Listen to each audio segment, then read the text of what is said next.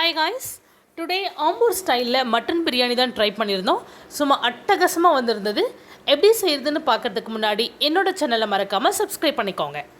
இன்றைக்கி 3/4 kilo mutton கூட கொஞ்சம் மஞ்சள் தூள், சால்ட் ஆட் பண்ணி குக்கரில் ஒரு 3 to 4 விசில் வரைக்கும் விட்டு எடுத்துக்கோங்க.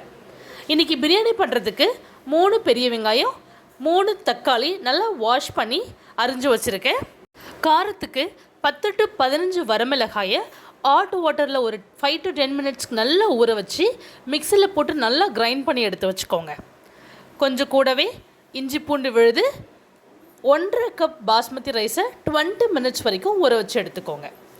இப்போது ஆஸ் யூஷுவல் கடாயில் ஆயில் விட்டு 2 பிரிஞ்சி இலை, 2 ஏலக்காய், ஒரு குட்டி பட்டை, கூடவே நறுக்கி வச்சுருந்த ஆனியனையும் ஆட் பண்ணி நல்லா பொன்னிறமாக ஆற வரைக்கும் நல்லா வதக்கி எடுத்துக்கோங்க. வதங்கின பிறகு இப்போ கூட கொஞ்சம் இஞ்சி பூண்டு விழுதியும் ஆட் பண்ணி பச்சை வாசனை போகிற வரைக்கும் நல்லா வதக்கி எடுத்துக்கோங்க.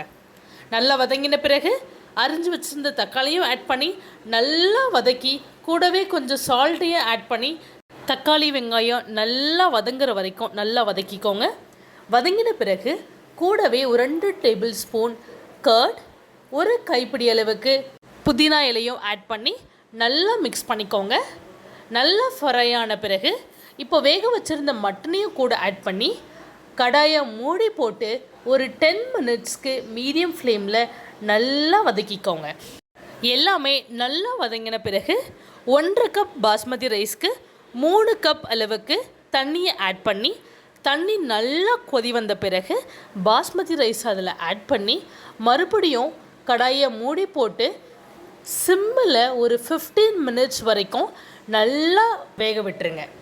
15 மினிட்ஸ்க்கு அப்புறம் வாழை இலையை அது மேலே போட்டு மறுபடியும் 5 மினிட்ஸ்க்கு சிம்மில் வச்சு நல்லா மூடி போட்டு வேக விட்டுருங்க.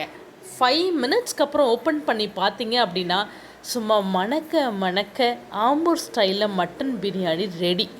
ட்ரை பண்ணி பார்த்துட்டு எப்படி இருக்குன்னு மறக்காமல் சொல்லுங்கள். தேங்க்யூ.